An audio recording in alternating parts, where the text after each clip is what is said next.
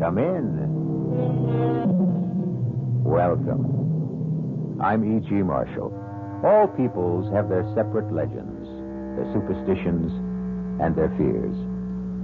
Julius Caesar once said that all Gaul is divided into 3 parts. But whatever their political alignments, the Gallic people shared their legends in common, and none more persistent and accepted than the belief in the second sight. Usually called a gift, but one wonders if perhaps it is far more the reverse of that.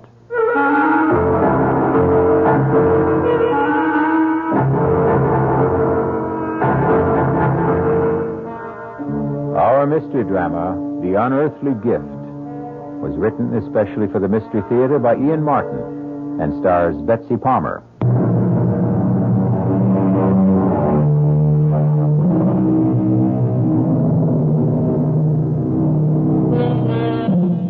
Let's begin with 2 definitions of second sight.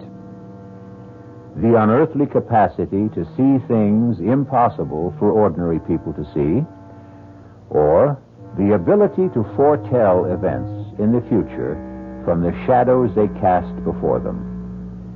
A talent bequeathed to a large, raw-boned, and rather plain girl called Ruth Ann Mitchell.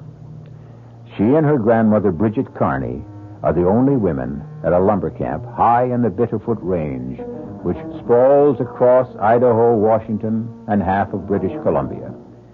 Ruth and Granny cook and keep house for the lumberjacks. And what can I say, Mamselle? And Granny, we feel very bad, especially Big Red. He was up there with Jason. I told him 100 times to use a double rig, but he never wanted to listen. Where is Jason? He is in the wagon with Ruth. We'll have to take him down the mountain to Rockfall and the main office. I want to see him. No, I think that is not a good thing. He fell 500-600 feet into that ravine. I want to see him. Let her, if she wants. Now, you'll hurry back. Just as soon as I'm sure Jason gets a burial be fitting him. You've got room to take me, Frenchie. Mais oui. If you are sure you must. It's what I owe him. Not enough, but all I can do. Oh, Granny, if I knew, why couldn't I have stopped it? How can you hold back the hand of God, child?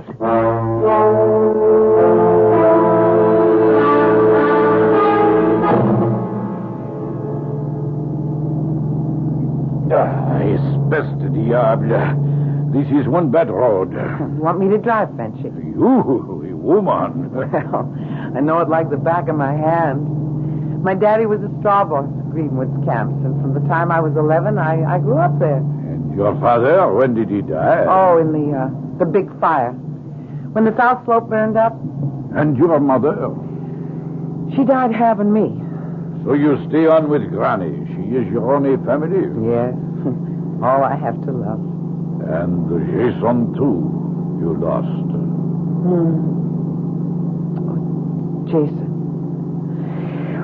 Jason was kind to me. Why do you stay at the lonely camp like Greenwood with a bunch of roughnecks like us?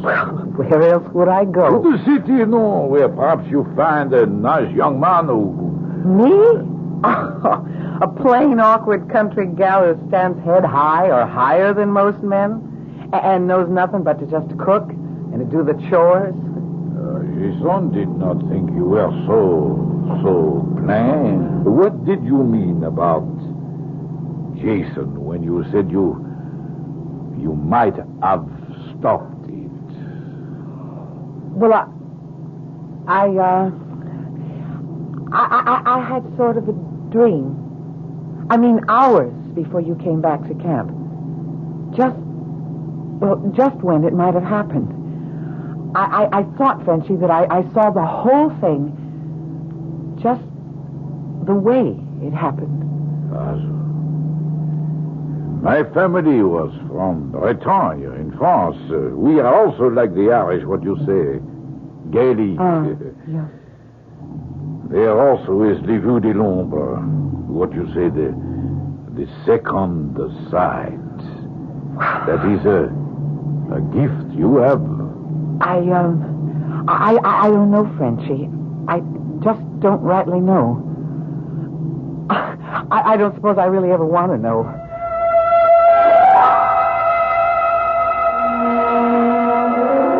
Pardon me, ma'am.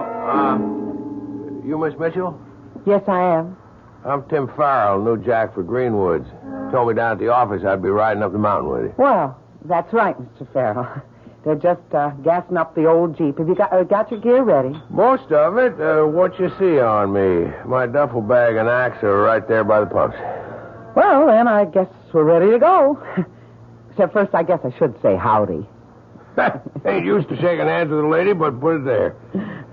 How about making it Tim? I ain't used to Mr. Oh, yeah, well, my name's Ruth Ann. All right, Ruth Ann. Do we travel? Best we do. It's a rough trail, and I really prefer going it while it's still light.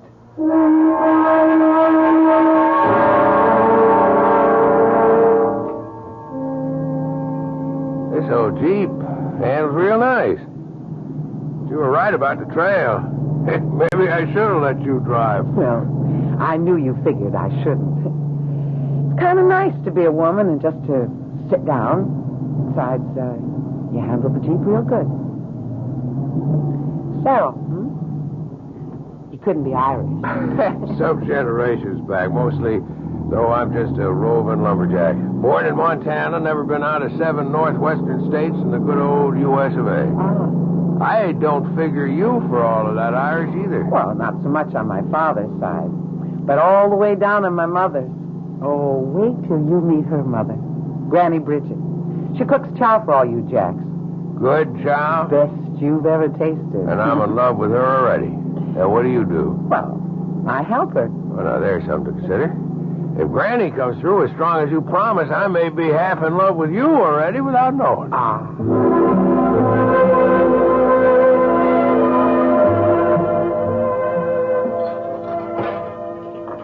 Now, that Tim Farrell you brought back here 3 weeks ago. He's a charmer, he is. Yeah, I think so, too. But what, dear? Well, I don't know how to talk about it, Granny. You see something in his future? I don't want to talk about it yet. Yet? It just doesn't come clear. It's a full moon tonight. I reckon I'm just going to walk myself some more before I go to bed. Is it Tim you're going to meet? It's no one at all but my own thoughts.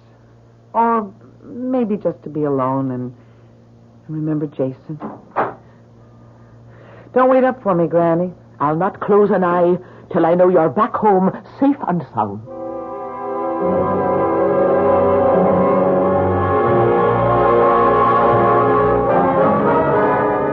Real pretty moon, ain't it, Ruth? I suppose, Big Red. I kind of hope you figure like I do that it ain't hung up there for nothing. But don't look to me. I'm not your woman. Not now or ever could be. You'd still shuck me off even with Jason gone? Or with Jason here. You and me have nothing for each other. And don't you make no move to me, even with Jason not here to stand between us. Big as you are, you think you could hold me off if I really had a mind to? Look, I hope I don't have to try. I don't guess you'll have to, Ruth Ann, as long as there are 3 of us. Who asked you here, tenderfoot? Put out. If I'm not wanted. Ruth Ann? Let's just not make no fuss, all right? I'm on my way back to bed anyways. Good night. Why don't you mind your own business, Farrell? I was about to ask you the same question. I'm warning you. You're new on this crew. Don't ask for any trouble. I don't. Just the same, don't push any on me, brother. And lay off of Ruth Ann. She don't like you no more than I do.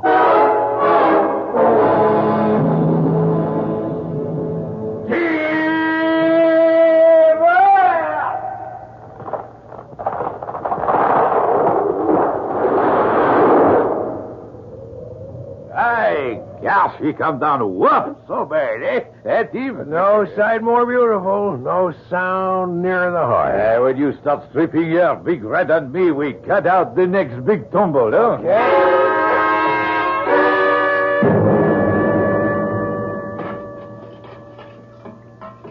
Hand me the big kettle. There's a love, Ruth.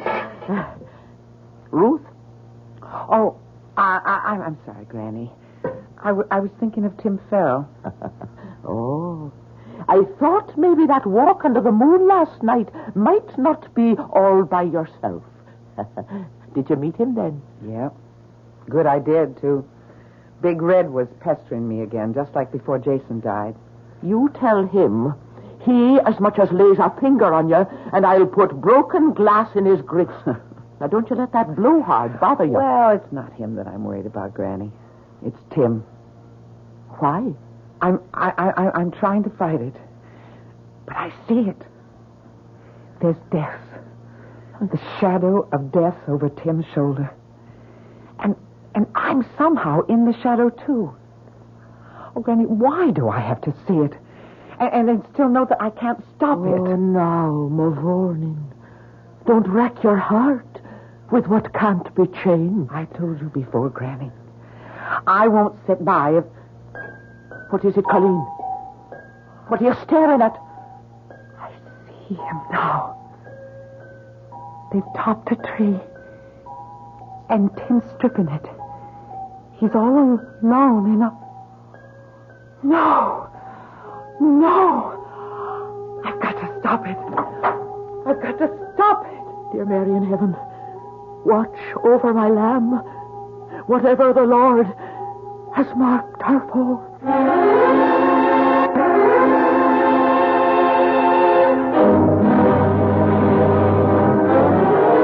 In silent supplication, an old woman prays for the one person she has left to love. A tortured girl with a terrible and unasked gift. What has that inner eye revealed to Ruth Ann as she races up the lumber trail to try to stop whatever threatens Tim Farrell?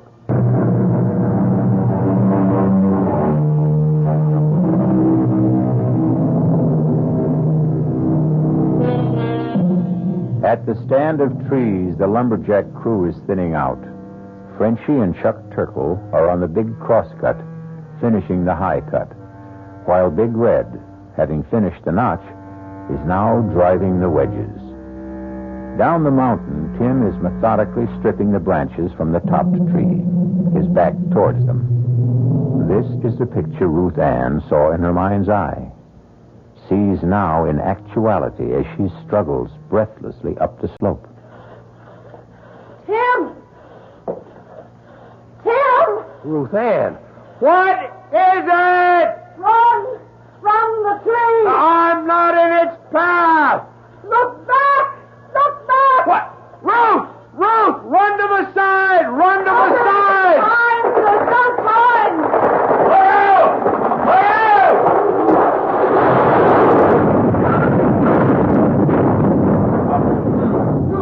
Oh, I sure would never want one closer than that. You are right, Ruth Ann. You covered me with your body. Well, you risked your life to try to save me. I can't figure why we're not playing pulp. That tree was headed straight for where I was standing. What made it turn aside just far enough to miss us? The hand of God. Miss Rose, Tim. How you are now? No, it's all right, Frenchie. I don't know what happened. Wall path was set for 45 degrees off your line. That no good tree. Sure you ain't neither of you hurt? I took a pretty good lick across the back from one of the branches. No, don't move, Tim. No, I can't keep lying on you. I know Miss Ruth is right. Charlie has gone for the stretcher crew. Don't move till they are here. Yeah, but I can't keep lying. I don't mind, Tim. I don't want you to move. You listen to a woman when she talk. If there is something and your back is broke, you move. You risk your life. Why take a chance?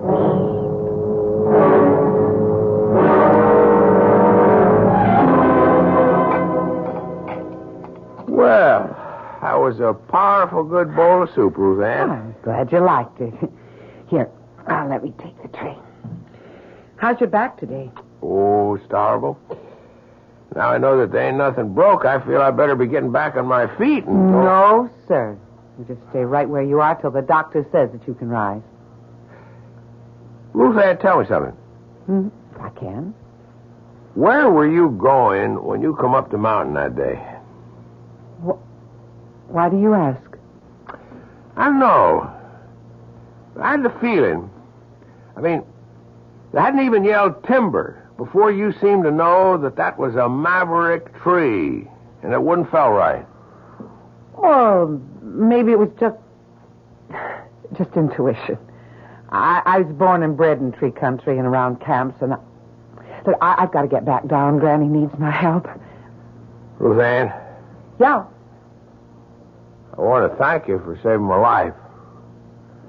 Well, if I had anything to do with it, I'm glad. Maybe someday I can find a way to make up for it.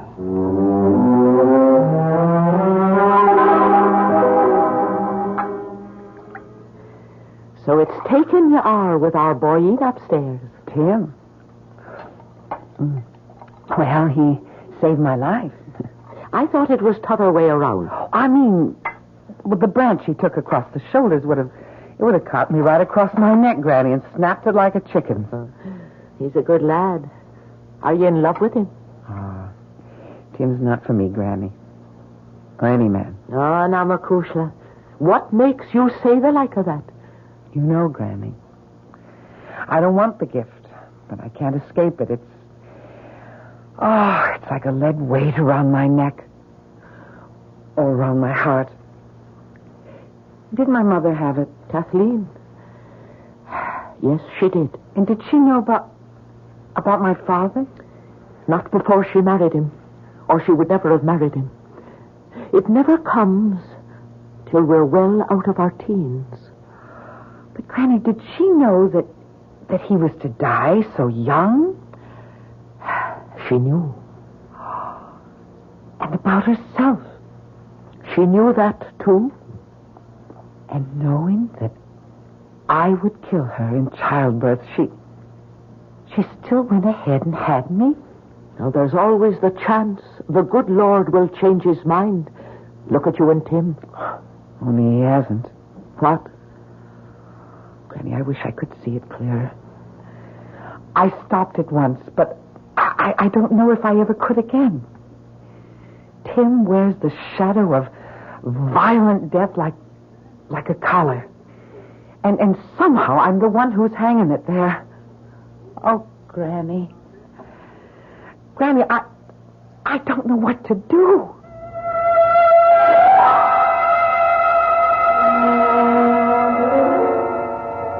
Hey, Tim. Hi, Chuck. How's it going? Well, I reckon I'm about ready to come back and pull my weight. I'm getting tired of just chopping firewood. Yeah, it's putting you back in shape, though. I hope. You sure are one lucky tree, Jack. When that big old tree kicked around and started to fall out of line, you was dead at its tracks. And then we seen Roseanne throw up her hands, and by Dad, if we both couldn't swear on a stack of Bibles, that old tree didn't just veer off to the left, so she just missed you. I guess the wind caught her. It must have been. Though I don't rightly remember any wind that day. Chuck, I want to ask you if you remember something else about that day. Well, sure, ask away. You and Frenchie were making the saw cut. But Big Red cut the notch, and he was setting the wedges. Right? Oh, yeah? And that tree was lined up to fall due south? Yes, sir, Tim. That was the line. And you know I was working away on the east. 45 degrees pretty near out of the fall line. Oh, yes, you were for sure, Tim. Then how come she turned so out of line? Well, now, sometimes you'll get a tree that has a real tough core or twister on you. You or Frenchie ever had that happen to you before? Well, no. Not as you'd say, but I've heard tell. How about Big Red? Well, you'd have to ask him. Doesn't he go around bragging he can fell a tree on a dime and he ain't never missed? Well, I have heard him say that, but Yeah, well, maybe I just will go ask him. Look here, Tim. You better watch your step. You get him riled up. Big Red is bad medicine.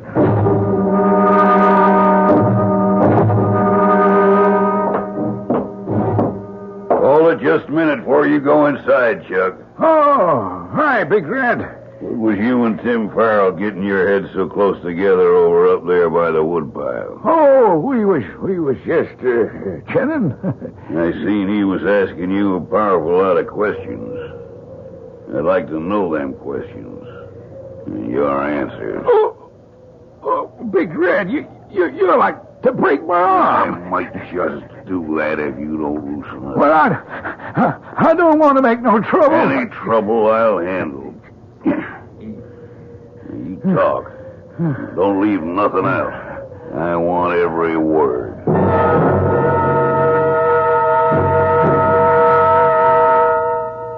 Now, don't take on so, girl.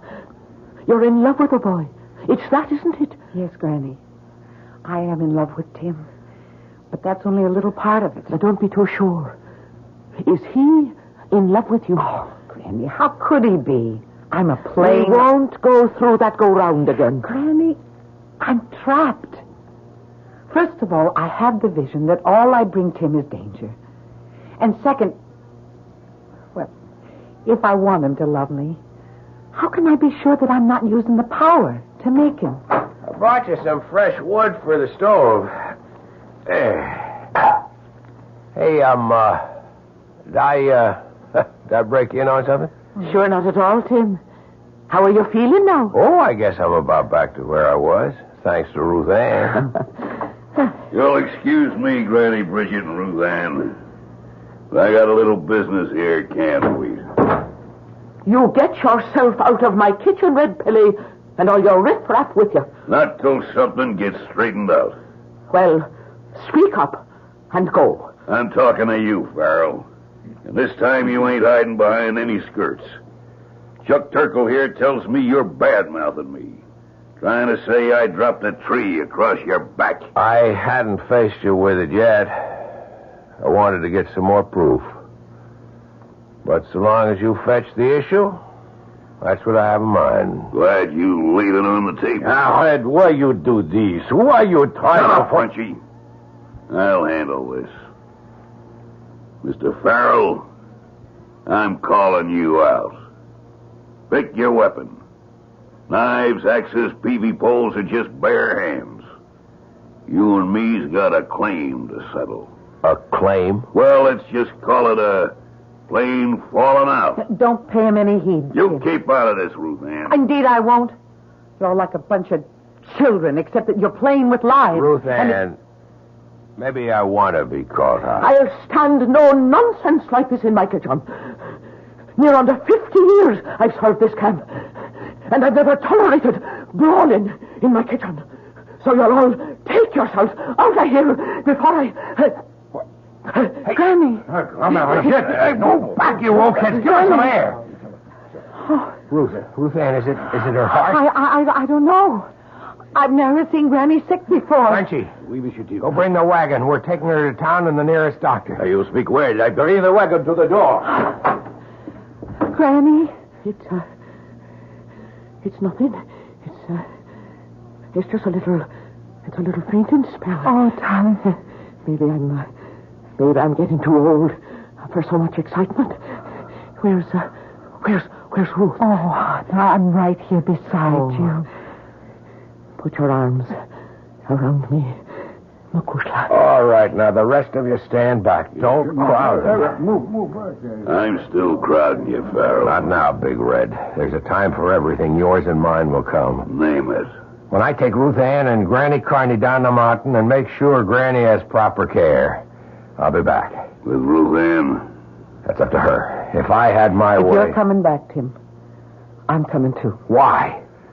There are 45 lumberjacks that still got to be fed till other arrangements are made. Granny will insist on that, and then... Then what? Whatever's got to be unwound among us, it's going to take the three of us do it.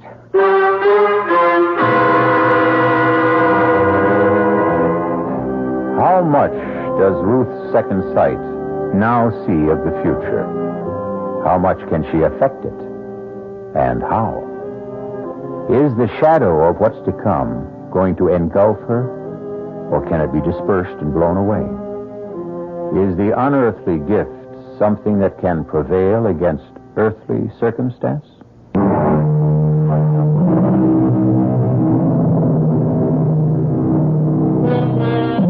Rock Falls boasts a livery stable, 3 assorted garages, a choice of hotels, no hospital, but a small clinic with 4 beds and a first-rate, if overburdened, general practitioner. It couldn't have mattered less. The most efficient and highly staffed hospital would not have saved Bridget's tired heart. Like a stout old watch, the bearings were worn, the mainspring slackened. Are you there, Ruth Ann? I'm here, Granny. I'm going away, you know. Oh, no. Yes, I can see it in your eyes, Mavourneen. You know. Promise me something. What? You won't go back to that camp. Granny, who's to cook for all the men? Then find another. There ought to be something better in life for you. I don't know what it should be. You're telling me that you and Tim... Granny, me and Tim are a dream of yours. Because you want only the best for me. But even if it could be, you know what lies between us. The gift. Or by another name. Curse. Where is he now? He's gone back to camp. And you let him go? How could I stop him? And I was needed here. No longer. Now go and follow him. And leave you here. My time is used up. Come close. Granny, I'm never very far away from you. Soon you will be. Let me say this while I can. Some of us are the lucky ones. I was. How? I had the gift as well. Little I wanted it. It was clearer than yours. So I knew just exactly what to expect. I knew your grandfather, like your mother's poor husband, would have gone from me early. Granny. Forgive me, child. I was just looking down the long corridor of time that I've left behind. Where was I? It doesn't matter, Granny. Oh, yes. Yes, 'twas this. About the gift. It came to me late and left me early. I can wish you only the same. The earlier, the better. You mean suddenly the second sight stopped? It wasn't there? That's what I mean. If I still had it, wouldn't I be able to read better for what you're to do? But how can you know if it's gone? It's like love. When love comes, you can't mistake it if it's for real. And when the gift goes, you'll know it. Just as sure.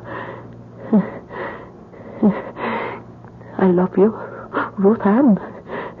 My love shall make you free.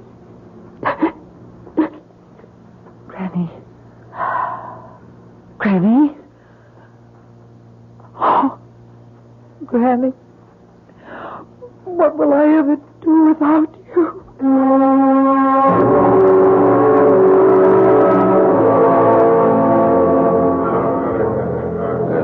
Mes amis, by the old logging roll, this contest is to the finish. By selection of both contestants, there is no weapon but the human hand. First I ask each if they must fight. Big Red, No man's gonna make the kind of charges Tim Farrell's been making about me behind my back.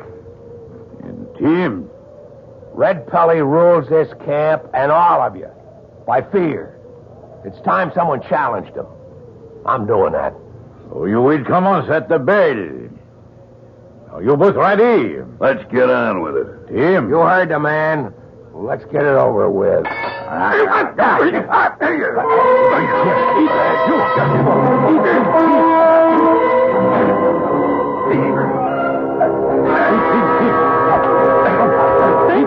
What's going on? Miss Rose, where you come from? The doctor drove me back. Stop this! Stop it! No. It's old log camp custom. You mean no one can stop it till one man is out cold. He's too big and strong for Tim. What I try to save is Ruth, but your Tim feel he must fight. Well, if you won't stop it, I will. Ow. Because I will it. Like this. Okay, Tenderfoot. Now I'm gonna stomp the living hell out of you. I'm not asking no mercy. Come on. Just try to stop me. Just what? Here's one last go for luck. What the... Are you going to get up? I can't. You quit? I give up.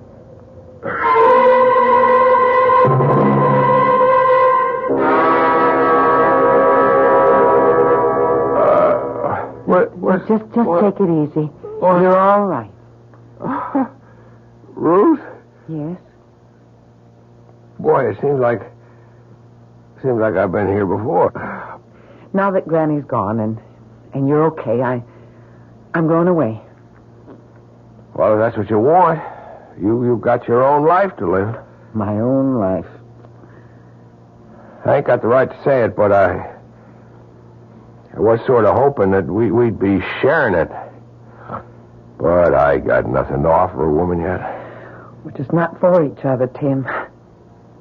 Don't you know? I'm a shadow over you. That it's through me that you're risking your life. Appears to me it's through you it keeps getting saved. Twice. The legend is the third time round fate has to take its course. There's another crook here now, and I'm not needed. Forget me, Tim. Please, just forget me. Sorry, Excuse me, Miss Spencer. Rose. Hey, how you feel, champ? Huh? I feel like I got run over by a bulldozer. It'll mend. Something else won't, eh? In the inside. Why did you make Miss Ruth cry? It's kind of the other way around, Frenchie. I guess I took a wrong notion. I wanted to marry that girl. But she does not want to marry you. That's right. Did she say why? I don't know. She got some kind of crazy notion. She's a hex for me. If she say that, then it is one big shame. She must be bad medicine for you. She knows. How? She has le don, the gift. She can read the future. Oh, come on. It is true. How do you think that big tree missed you that day? And how you make Big Red cry, Uncle? The heck with superstition, that's no real problem. What is a problem is that a man needs money to marry. And what do I have to offer? What? Big Red. I was just dragging what was left of me in here to say you whipped me fair and square and the best man won. You say you're leaving? I'll be on my way by tonight. Frenchie, what was that I heard him saying about he wanted to get hold of some money? The poor devil. He wanted to get married, but he has no stake yet. So he wants money real bad, huh?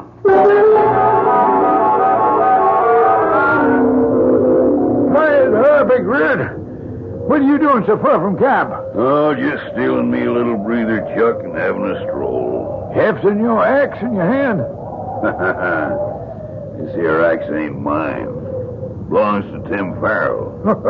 What you doing with it? I got a use for it. I wouldn't figure him to lend you anything of his. He didn't. He might get sore and take a notion to whoop up on you again when he finds out. He's too busy packing up to leave camp. Leave? Yeah. Him and Ruth Ann. As soon as you get back with the Jeep. Reckon they think they're going to get spliced. How about that? Give me a lift back to camp. Oh, sure. Hop in. Got pay money? Yes, right behind us in the sack. All done up in them neat little envelopes, huh? Just like usual. It'd be a lot of money to steal. And there sure wouldn't be much doubt if a fella got caught quick enough just where it came from. Huh? What you talking about? Just keep on driving, Chuck. Only you take the road to the flume at the fork. I got some plans for you.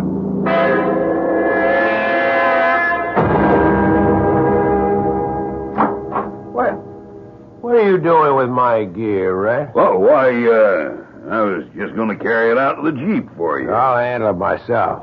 What's the Jeep doing outside there? Where's Chuck? I reckon he took the payroll over to the straw wash. You drawing yours? No. And we'll ride over there and pick it up before I drive you and Ruth Ann down to town. She's coming with us? As if you didn't know.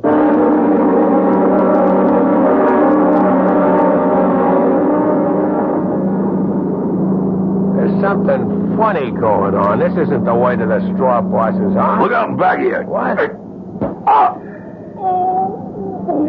sure ain't, Mr. Loverboy. The road you're going this time, I'm sure you ain't coming back. I wonder why Chuck's so late getting back. I'd like to get down the mountain before dark. You should have been here at least 1 hour ago. I suppose Tim is going to leave with us. We have not much transport, Miss Ruth. Why don't you take a chance and stay with him? You don't understand, Frenchy. I do, but sometimes le bon Dieu is kind. And I think that Grand-Mère Brigitte would have wanted... Wait a minute, Frenchy. What is it? Oh, I see it now. I see it. Red. He has the payroll in Tim's duffel. He has Tim knocked out and tied up by the fork on the way down the mountain. And Chuck is trussed up just below the big flume where it spills into the catch basin. He'll drive Tim unconscious into the ravine and send Chuck to die, ground up in the logs in the catch basin. It'll look as if Tim killed him for the payroll. Sacre bleu, he must hurry. Frenchy, go get the rest of the jacks and save Tim, Frenchy. I'll go get Chuck free.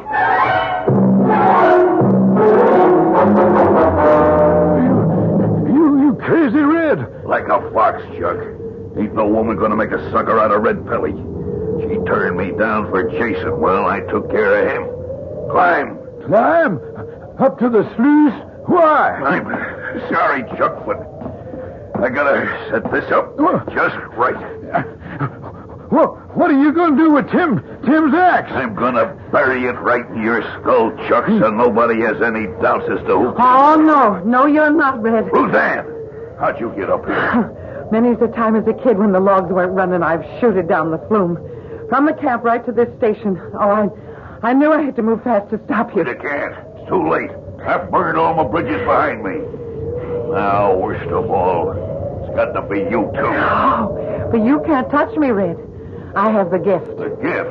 I turned the tree aside to save Tim, and I held you back from stomping him. All with the help of God, and now I'm going to stop you again. Run, Chuck. Run. No, he can't touch me. I'm sorry it has to be this way, Ruth Ann. From the beginning, when you first come, you was all I wanted. But you turned me down. What are you doing? I'm going to open a sluice gate. There's 600,000 board feet of logs already on the way down. And we're going with the first that comes. If I can't have you, no one else can. Hey, you hear me? I hear you. You touch Ruth Ann, I'll kill you. Ain't none of the three of us going to stay alive. Come on up. You put down that axe, Red. Until I take your fight. Go, Ruth Ann. Frenchy, I've got his feet. Damn your hideouts with your skull. Watch him. He has your axe. Hang on, Ruth. I've got a peavy pole. All right, Red. You want to give up? We have too many. Get over the platform, Frenchy. We need room. Hey, damn you! Do you fight me? Let go of the peavy, Tim. He's got you with him.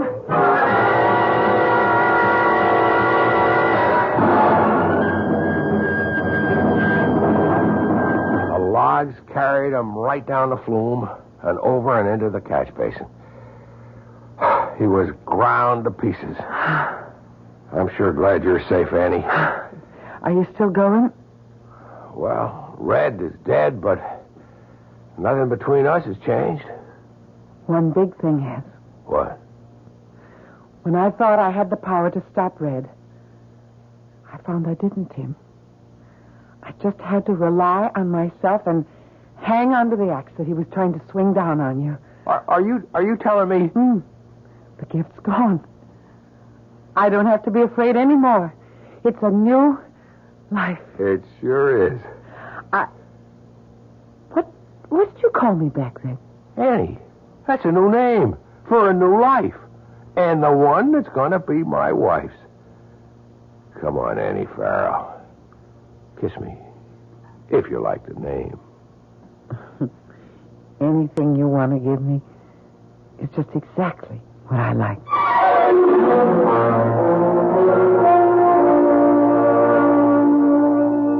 Think of all the gifts you personally may have lost in your time, and how much you mourned them.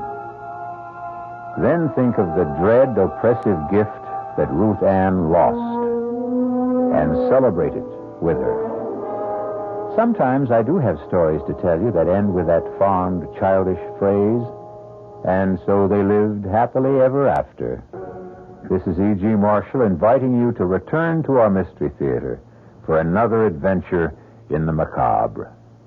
Until next time, pleasant dreams.